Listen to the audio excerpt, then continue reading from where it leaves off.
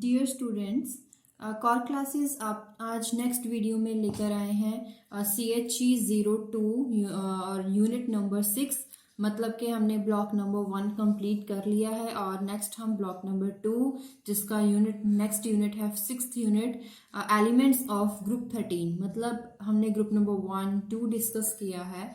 आज हम next unit में डिस्कस करेंगे एलिमेंट्स ऑफ ग्रुप नंबर 13।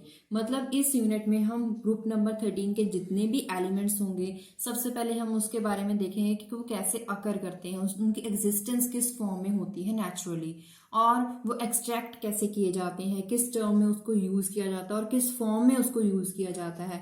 और उसके बाद their physical and chemical properties and anomalies behaviour of some elements in this group. तो we are discussing this video and starting with the very first topic, that is introduction। तो introduction में हम क्या बात करेंगे कि जो ग्रुप नंबर 13 एलिमेंट है उसकी जनरल कन्फिग्रेशन क्या होती है, NS2NP1।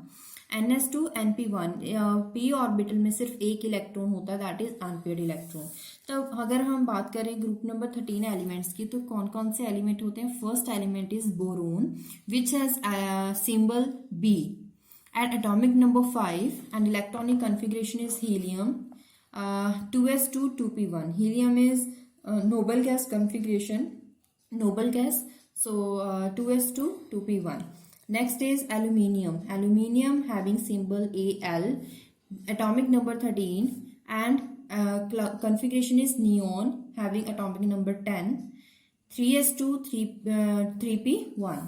Next is gallium, which is denoted by symbol Ga, atomic number 31, and configuration is argon 3d10 4s2 4p1। इसका मतलब गैलियम से d ऑर्बिटल की इंसर्शन होती है। ये बात आप याद रखेंगे और ये आपको पता चल रहा है कॉन्फ़िगरेशन को अगर आप देखेंगे और इसको रिलेट करेंगे। बाकी जो भी हमने दो एलिमेंट बोरोन एंड एल्यूमिनियम को डिस्कस किया है वहां पे d ऑर्बिटल्स नहीं है और यहाँ पे इनर शेल में d ऑर्बिटल है, that is fully filled. Indium की बात करें denoted by In, atomic number 49, and configuration is krypton 4d10 5s2 5p1। Thallium denoted by Tl, atomic number 81, and configuration is xenon 4f14 5d10 6s2 6p1। और अगर आप सभी elements को compare करें with element thallium तो आप देख सकते हैं यहाँ पे 4f ऑर्बिटल, मतलब कि f ऑर्बिटल भी इंसर्ट हुआ है। d ऑर्बिटल तो है ही लेकिन उसके साथ साथ f ऑर्बिटल भी इंसर्ट हुआ है। तो इसके बारे में इनका बिहेवियर कैसे चेंज होता है वो हम इस वीडियो में आगे पढ़ेंगे। सबसे पहले बात करेंगे अकरेंस, किस फॉर्म में उनकी एग्जिस्टेंस होती है। जो ये सभी एलिमेंट्स हैं, सॉरी मैंने एक बात आपको बतानी भूल गई कि इन एलिमेंट्स को आप इजीली निमोनिक्स कैसे यूज कर सकते हैं। दीज आर बी बाबा, अली, गए, इंडिया, तिल लेने। बाबा मीन्स बी, अली एल्यूमिनियम, गए that is gallium, India IN indium, तिल लेने T&L इसका एलिमेंट है। तिल लेने या फिर तेल लेने, जो भी आपको इजी लगे याद रखना वो आप लिख सकते हो। तो इस निमोनिक से आप इजीली याद कर सकते हो। नेक्स्ट इज अकरेंस, जितने भी एलिमेंट है these are not occur in free state, these are elements are in the native state, none of these element in the native state, so these are always extracted, and for example these all elements are existing in compound form or complex form or association with other elements like boron and aluminium have great tendency or great affinity with oxygen, so these elements boron as well as aluminium, these are always found in oxide states of boron and aluminium. Boron is present in earth crust as a form of boric acid H3BO3 and borates.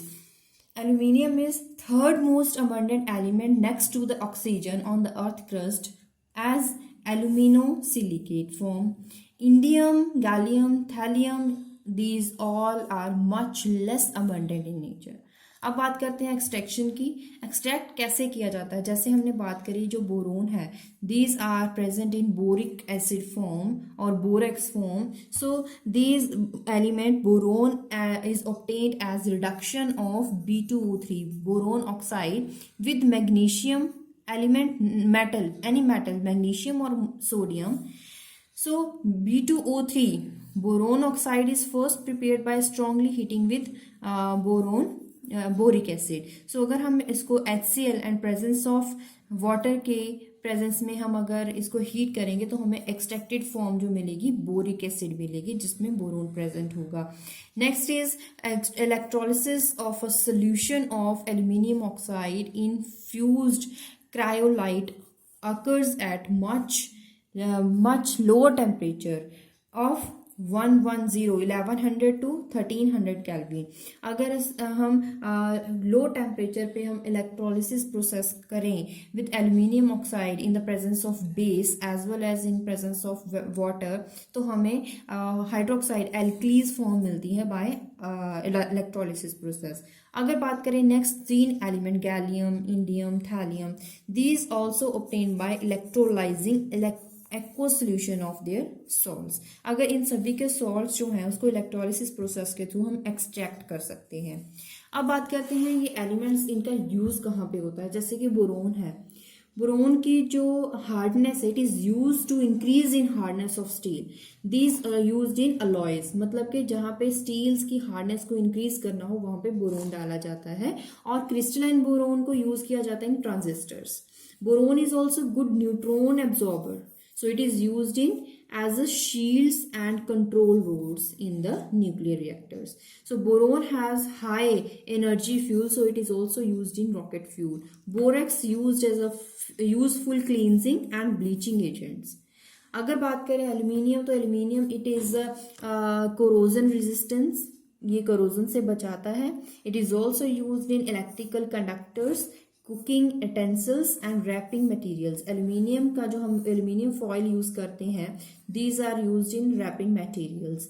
Due to its strong affinity with oxygen, जो aluminium है इसकी affinity बहुत strong है, मतलब कि ये free state में नहीं मिलता, ये ऑक्सीजन के साथ रेडिली रिएक्ट कर जाता है और उसके साथ वो ऑक्साइड बनाता है, aluminium oxide. So it is used as good reducing agent and also used in aluminothermic process for extraction of metals. किसी मेटल को एक्सट्रैक्ट करने के लिए भी इसे यूज करते हैं। Gallium is used in semiconductor technology. It is used for doping any other semiconductor and in solid state devices such as transistor, मतलब इसे ट्रांजिस्टर में या फिर एज अ डोपिंग मटेरियल हम यूज कर सकते हैं।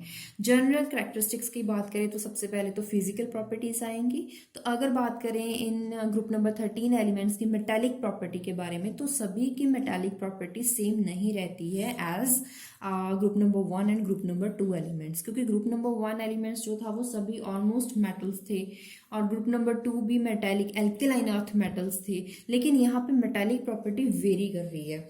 Elements of group number 13 these are less metallic as compare to group number 1 and 2। और जो बोरोन है ये सबसे पहला एलिमेंट है और उसका साइज बहुत कम है इस पूरे एलिमेंट में, और ये नॉन मेटल है।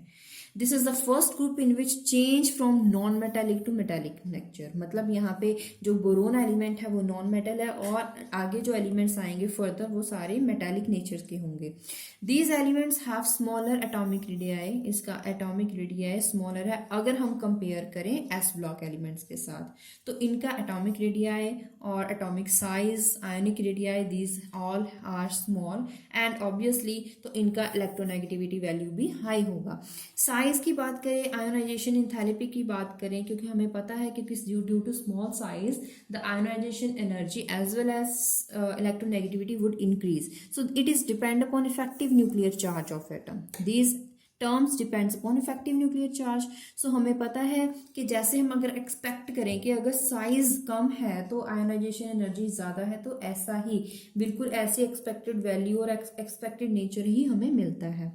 डी ब्लॉक एलिमेंट्स की बात करें, हमें पता है कि जो एस और पी ब्लॉक एलिमेंट्स हैं उनके बीच एक इंसर्शन है डी ब्लॉक एलिमेंट्स की, जिनको ट्रांजिशन एलिमेंट्स भी बोलते हैं। इस इंसर्शन की वजह से जो इफेक्टिव न्यूक्लियर चार्ज है उसमें वेरिएशन आती है। क्या क्या वेरिएशन आती है? In the insertion results in higher effective nuclear charge of 4 through. कौन सी 4 through? From gallium to germanium. मतलब गैलियम टू जर्मेनियम अगर हम जाते हैं तो इफेक्टिव न्यूक्लियर चार्ज इंक्रीज करता है, वेरी करता है due to the insertion of d block elements. तो इसकी वजह से जो गैलियम है इसका नेचर थोड़ा डिफरेंट है। क्या डिफरेंट है? Atomic size of gallium is smaller as compare to other elements. क्योंकि अगर हम बात करें जैसे हम as we move from boron to thallium, जो साइज है वो इंक्रीज करना चाहिए, तो इसके अकॉर्डिंग जो इंडियम का साइज है वो ज्यादा होना चाहिए एज कंपेयर टू गैलियम, और एल्यूमिनियम का साइज कम होना चाहिए एज कंपेयर टू गैलियम। लेकिन जो साइज है गैलियम का it is less than aluminium. ऐसा क्यों है? होना तो ज्यादा चाहिए। क्यों? क्योंकि जो इसकी इंसर्शन है वो डी ब्लॉक एलिमेंट्स के बीच में आ रही है। तो इसका रीजन हम पढ़ लेते हैं। तो इसीलिए मैंने इस पॉइंट को इंपॉर्टेंट पॉइंट बोला है, इसको आप नोट कर लीजिए, ये पेपर में रीजनिंग क्वेश्चन आ सकता है। Atomic size of gallium is smaller, so इसकी इलेक्ट्रोनेगेटिविटी और आयनाइजेशन एनर्जी भी ज्यादा होगी, जैसा कि हम एक्सपेक्ट करते हैं उससे भी ज्यादा। तो रीजन का आपको क्या देना पड़ेगा? एटम विद D10, क्योंकि मैंने आपको जब इलेक्ट्रॉनिक कन्फिगरेशन बताई थी तो मैंने बोला था कि आप गैलियम की अगर इलेक्ट्रॉनिक कन्फिगरेशन देखोगे तो उसमें D ऑर्बिटल इंसर्ट हुए हैं in the inner shell that are completely filled. तो वही इसकी वजह से ही इसका नेचर डिफरेंट है। Atoms with D10 inner shell are smaller and high ionization energy due to presence of 4f। ऐसे ही अगर थैलियम की बात करें, क्योंकि उसमें 4s ऑर्बिटल है तो उसका इफेक्टिव जो साइज है वो भी अफेक्ट होता है, उसकी वजह से उसकी इलेक्ट्रोनेगेटिविटी एंड आयोनाइजेशन एनर्जी भी अफेक्ट होती है। तो इसमें दोनों केसेस में वेरिएशन है, तो इसमें चांसेस हैं कि कोई रीजनिंग क्वेश्चंस आ सकते हैं। आगे बात करते हैं ऑक्सीडेशन स्टेट्स की। ऑक्सीडेशन स्टेट्स हैं वो वेरिएशन है उसमें भी। बोरोन एल्यूमिनियम गैलियम की बात करें तो उसमें +1 भी हो सकती है, +3 ऑक्सीडेशन स्टेट भी हो सकती है। लेकिन जो +3 ऑक्सीडेशन स्टेट है in all 3 elements, this is more stable as compare to +1 state due to the stable configuration. अगर हम इंडियम की बात करें तो उसमें +3 और +1 दोनों इक्वली स्टेबल हैं, कोई ज़्यादा स्टेबिलिटी का फर्क नहीं है। अगर थैलियम की बात करें तो उसमें +1 एटॉमिक जो स्टेबल है वो ज़्यादा मोर स्टेबल है as compare to other element. ऐसा क्यों है? ऐसे ही हम मैं इलेक्ट्रॉनिक कन्फिगरेशन आपको दिखा रही हूँ, यहाँ पे आप देख सकते हैं कि अगर हम बात करें यहाँ पे थैलियम में अगर इस एलिमेंट को प्लस रिमूव करवा दिया जाए, इस इलेक्ट्रॉन को रिमूव करवा दिया जाए तो इसकी +1 ऑक्सीडेशन स्टेट हो जाएगी, और इसमें क्या हो जाएगा, सभी ऑर्बिटल फुली फिल्ड हैं, तो इसमें +1 ऑर्बिट जो ऑक्सीडेशन स्टेट है वो ज़्यादा स्टेबल रहेगी। लेकिन इंडियम की बात करें तो इसमें +1 अगर दे दें तो भी ये सारे ऑर्बिटल फुली फिल्ड हैं। अगर 3+3 हो जाए, तीनों चले जाएं तो ये भी जो है स्टेबल कॉन्फ़िगरेशन है। तो इस केस में +1 एंड +3 दोनों कॉन्फ़िगरेशन इक्वली स्टेबल है। लेकिन अगर हम गैलियम की बात करें तो यहाँ पे +1 और +3 दोनों ही जो है स्टेबल है, लेकिन इस केस में अगर तीनों इलेक्ट्रॉन चले जाएं तो D10 ऑर्बिटल, तो इसमें इसकी कॉन्फ़िगरेशन ज़्यादा स्टेबल हो जाएगी। तो अगर हम नेक्स्ट पॉइंट में आए तो वो हैं oxide, sulphides, carbonate, sulphates and halides of these elements. ये सभी जो प्रॉपर्टीज हैं थैलियम की अगर बात करें, these oxide, sulphides, carbonate, sulphates as well as halides of thallium 1, मतलब जब ऑक्सीडेशन स्टेट 1 होगी, these are more stable as compare to +3, क्योंकि हमें पता है कि जो +1 ऑक्सीडेशन स्टेट है वो ज़्यादा स्टेबल है as compare to +3 in case of thallium. तो ऐसे ही उनके सल्फाइड ऑक्साइड भी उसी स्टेट में ज़्यादा स्टेबल बनेंगे। लेकिन ऐसा क्यों है? इसके लिए अगर क्वेश्चन आ जाए, रीजनिंग क्वेश्चन, ये भी इंपॉर्टेंट है, आप इसको नोट कर लीजिए, दिस इज इंपॉर्टेंट। तो आप कैसे इसको डिस्क्राइब करोगे? This is due to the s electron in outer shell, क्योंकि हमने अभी देखा है कि आउटर शेल में एस इलेक्ट्रॉन्स पड़े हैं, एस ऑर्बिटल पड़े हैं जिसमें इलेक्ट्रॉन्स प्रेजेंट हैं. So these tending to remain paired and not participating in bonding. जो ये एलिमेंट्स हैं इन एस ऑर्बिटल वो पार्टिसिपेट नहीं कर रहे हैं बॉन्डिंग में. अगर हम चाहते हैं कि इसमें बॉन्डिंग में पार्टिसिपेट करें तो इस बॉन्ड को तोड़ने के लिए बहुत हाई एनर्जी की जरूरत पड़ेगी, जिसको हम इनर्ट पेयर इफेक्ट बोलते हैं. इनर्ट का मतलब है अगर कोई भी एलिमेंट अपनी स्टेबल स्टेट में है तो उस स्टेबल स्टेट को तोड़ना बहुत मुश्किल है और वो उसी स्टेबल स्टेट में रहने की कोशिश करता है. वो अगर हम उसको रेजिस्ट करने की भी कोशिश करेंगे एनर्जी देकर तो वो बहुत मुश्किल काम होगा. इसलिए उस इफेक्ट को बोलते हैं, ऐसे इफेक्ट को बोलते हैं इनर्ट पेयर इफेक्ट. आगे बात करते हैं केमिकल प्रॉपर्टीज की. सबसे पहला point, all the elements except thallium. Thallium को छोड़ के अगर बाकी एलिमेंट्स को अगर हैलोजेंस के साथ या फिर ऑक्सीजन के साथ या फिर चेल्कोजेंस के साथ रिएक्ट करवाया जाए तो क्या बनता है, हेलाइड्स. जैसे कि ई कोई एलिमेंट है तो एक्स, दीज आर हेलाइड. कैसे हेलाइड्स बनते हैं, ट्राईहेलाइड्स, ऑक्साइड्स बनते हैं. थैलियम ऑन अदर हैंड, जो थैलियम है वो क्या बनाता है, it forms TLX, not trihalide. It forms monohalides and monoxides, monosulfides. Aluminium की बात करें, एल्यूमिनियम हैज़, हमें पता है it has high affinity for oxygen. Oxygen के साथ रेडिली रिएक्ट करते हैं और एक्सोथर्मिक रिएक्शन हमें देते हैं. तो मैंगनीज ऑक्साइड को अगर रिएक्ट करवाएं एल्यूमिनियम के साथ, दीज फॉर्म्ड डिस्प्लेसमेंट रिएक्शन जिसकी वजह से ऑक्साइड्स बनते हैं of aluminium.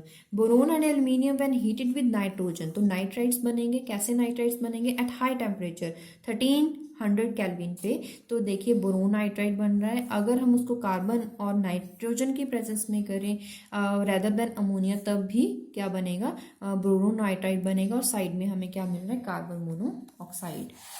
Boron and aluminium on heating react with carbon to form carbides. कौन से कार्बाइड्स, यहाँ पे हमें देखिए बोरोन कार्बाइड्स, एल्यूमिनियम कार्बाइड्स मिलते हैं. अगर इनको डिकम्पोज कर दिया जाए विद वाटर तो देखिए हमें क्या मिलता है, हाइड्रोक्साइड, जिससे लिबरेट होती है मीथेन. मतलब अगर हम इन एलिमेंट्स के कार्बाइड्स को हाइड्रेट करते हैं, मतलब वाटर के साथ रिएक्ट करवाते हैं, तो ये कार्बाइड्स डिकम्पोज हो जाते हैं जिससे हमें एल्कली हाइड्रोक्साइड्स मिलते हैं और साथ में methane as a gas liberate होती है.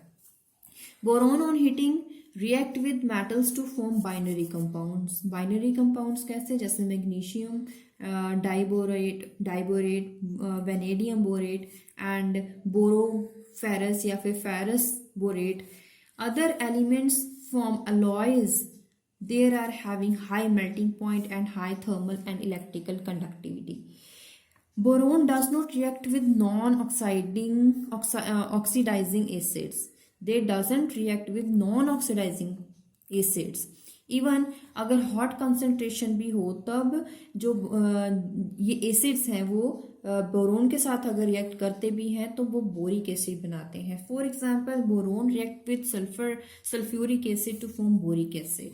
बाकी elements aluminium, gallium, indium, thallium, ये सभी एलिमेंट अगर सिर्फ वार्म डाइल्यूट एसिड्स या फिर suppose dilute sulphuric acid, dilute HCl के साथ भी रिएक्ट करवा दिए जाएं तो ये क्या करते हैं, अपना जो हाइड्रोजन है उसको रिप्लेस कर देते हैं और उसकी ऑक्सीडेशन स्टेट मतलब आयोनाइजेशन उसकी हो जाती है. जैसे कि थैलियम की Tl+1, थैलियम +1 ऑक्सीडेशन स्टेट दिख रही है.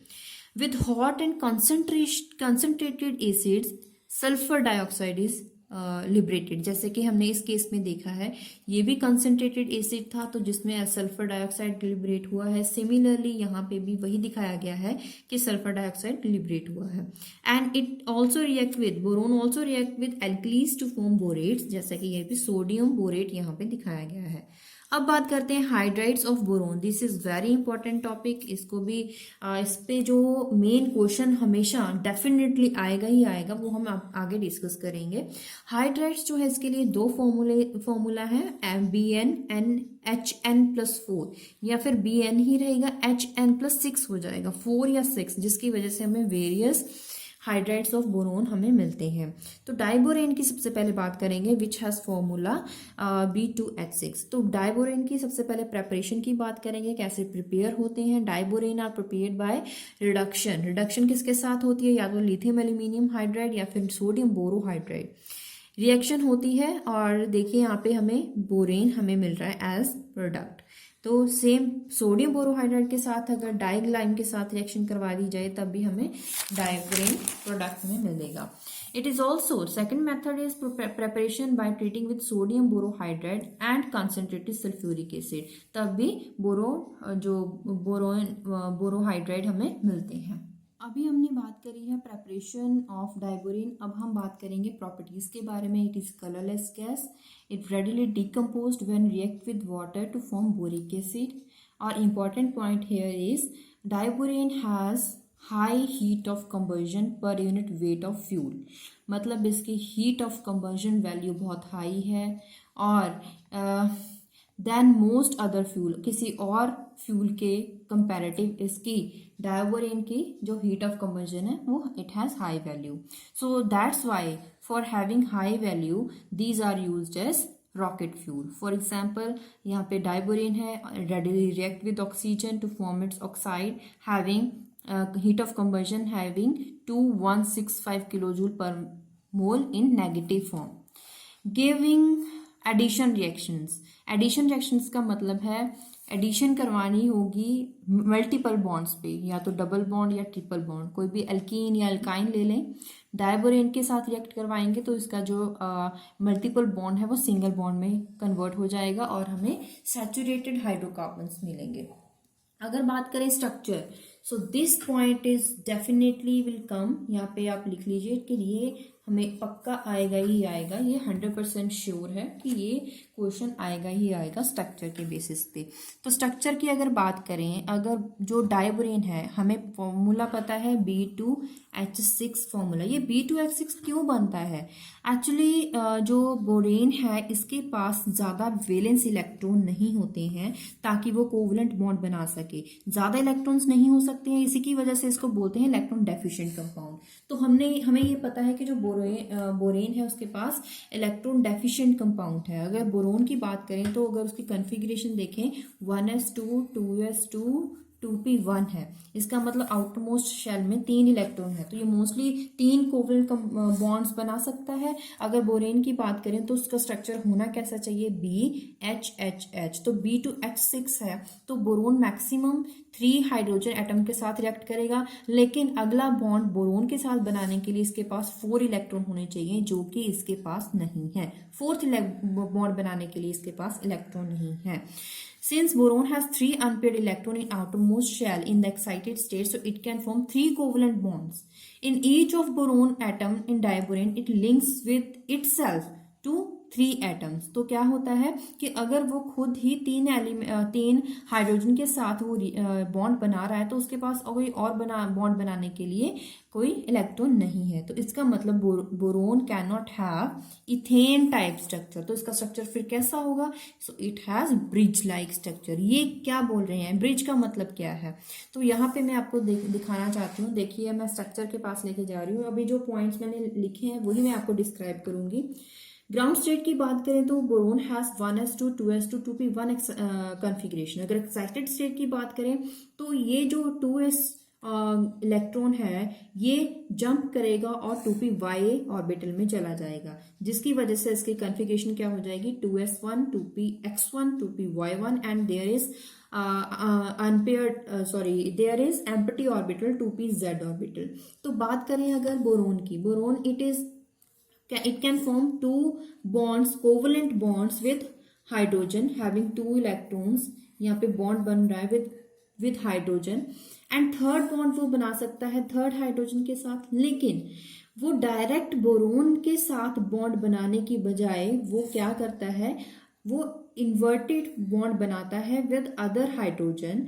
ये जो बॉन्ड है ये इस हाइड्रोजन के पास है सपोज कीजिए, और ये जो हाइड्रोजन है वो इस बोरोन के लिए, दिस BH बॉन्ड इस BH3 के लिए, ठीक है। तो इसमें होता क्या है? ये दो जो BH3 यूनिट्स है वो आपस में डाइमराइज कर देती हैं, डबलेट बना देती हैं, जिसकी वजह से ये जो आपको दिख रहा है इसको बोलते हैं ब्रिज स्ट्रक्चर। अभी जो हमने बोला कि ब्रिज लाइक स्ट्रक्चर, तो इसका मतलब इससे है कि ये ब्रिज लाइक स्ट्रक्चर है। तो हम चलते हैं पॉइंट्स पे। हमने it has bridge like structure in which boron atom is bonded to 2 atoms. तो जो दो एटम्स थे हाइड्रोजन, इसको बोलते हैं टर्मिनल हाइड्रोजन एटम। कौन से टर्मिनल हाइड्रोजन एटम?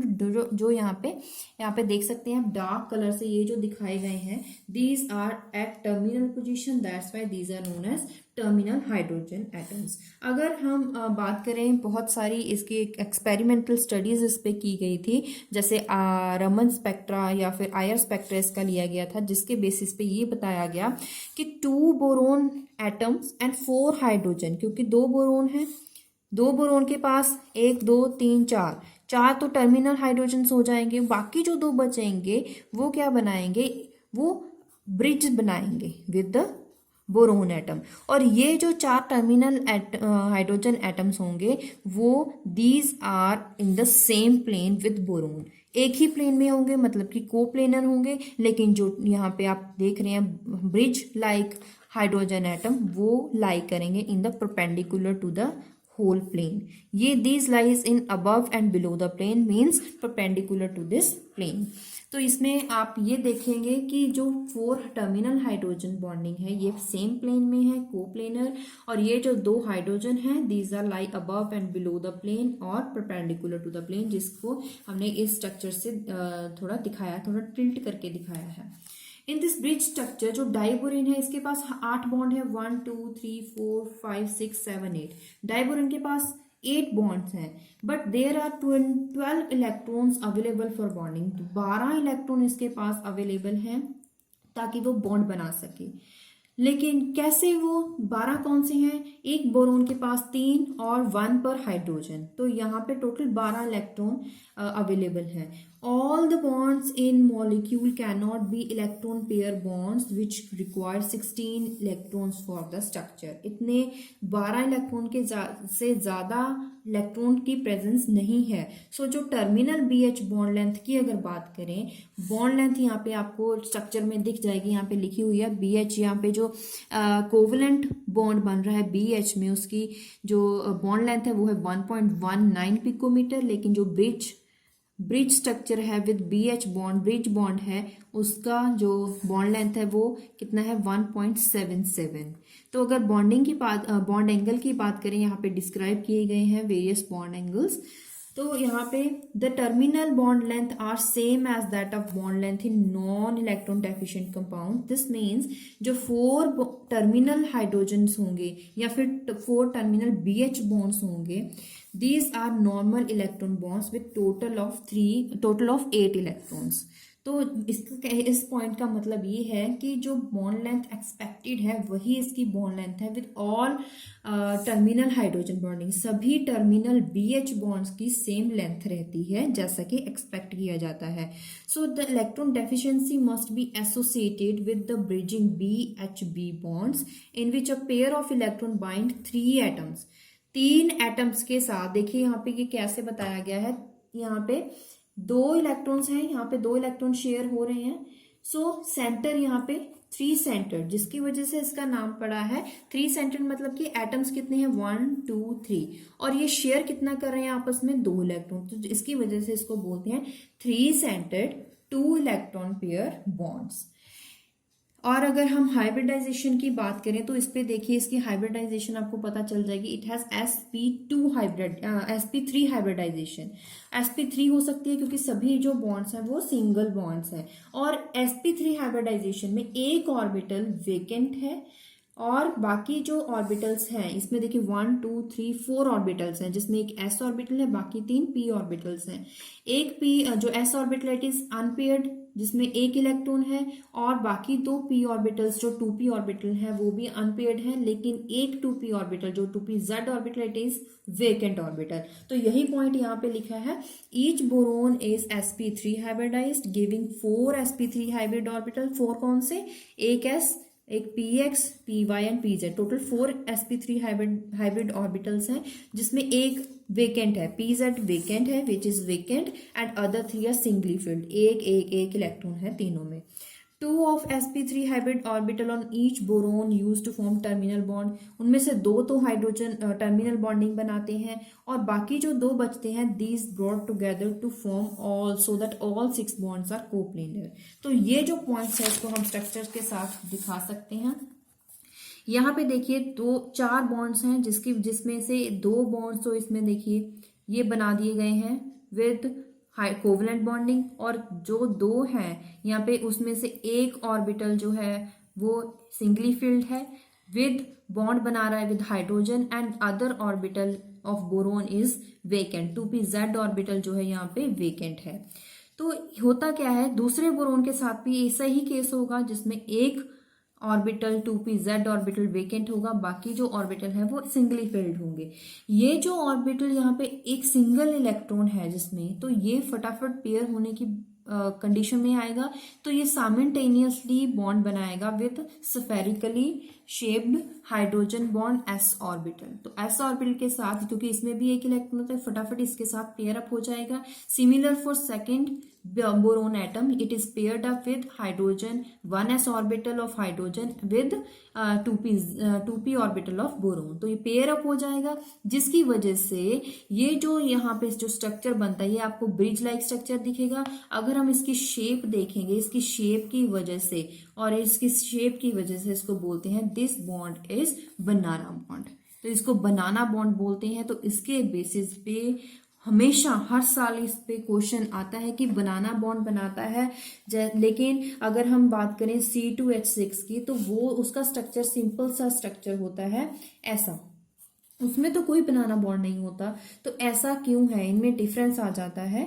तो ये रीजन आपको देना पड़ेगा। सबसे पहले आपको दिखाना पड़ेगा इलेक्ट्रॉनिक कन्फिगरेशन बता के, उसके बाद उनको स्ट्रक्चर को दिखाना पड़ेगा, ब्रिज लाइक स्ट्रक्चर जो परपेंडिकुलर स्टेट में होंगे, बाकी कोप्लेनर होंगे, और terminal hydrogens, this 1 2 3 4 are terminal hydrogens. उसके बाद हाइब्रिडाइजेशन आपको बतानी पड़ेगी, उसके बाद आपका आंसर कंप्लीट हो जाएगा। तो इन जो आज हमने पढ़ा है उसके बेसिस पे कुछ क्वेश्चंस हैं।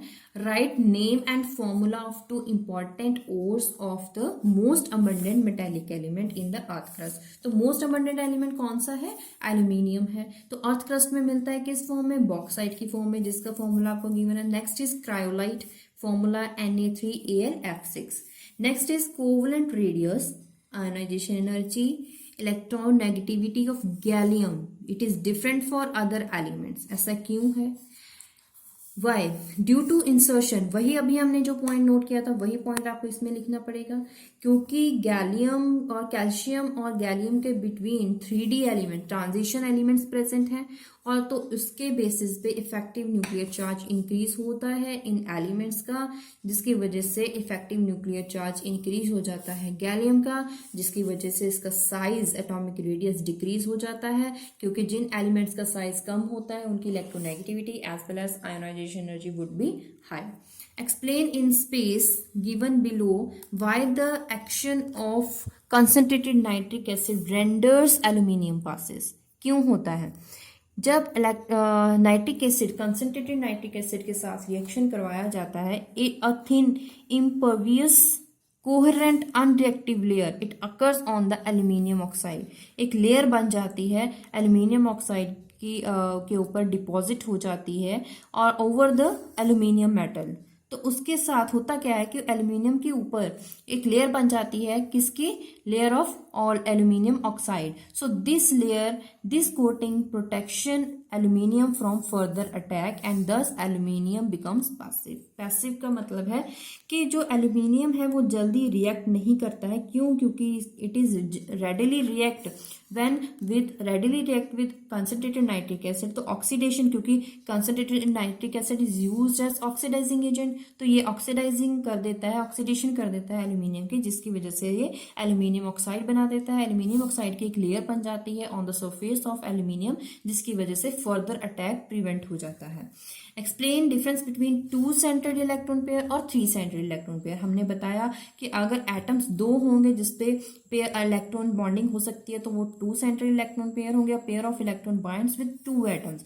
अगर इलेक्ट्रॉन पेयर बाइंड हो रहे हैं विद 3 एटम तो वो क्या कहलाएगा, 3 सेंटर्ड इलेक्ट्रॉन बॉन्ड। तो इसी के साथ हमने आज किया है CHE02। इसका हाफ पार्ट हमने डिस्कस कर लिया है। आपकी बुक में बहुत थ्योरेटिकल पार्ट है, जब आप उसको पढ़ने लगोगे तो थोड़ा कंफ्यूजन आपको हो जाएगा कि कौन सा पॉइंट ज़्यादा इंपॉर्टेंट है। तो इसी पूरे चैप्टर में से मैंने सिर्फ इंपॉर्टेंट पॉइंट्स जिसके बेसिस पे रीजनिंग क्वेश्चन आ सकते हैं वही मैंने इस पे लिखे हैं। तो आपके लिए ये जो नोट्स हैं वो पढ़ने के लिए आपको ईजी हो जाएगा। इसको मैंने कॉम्पैक्ट फॉर्म में लिखा है।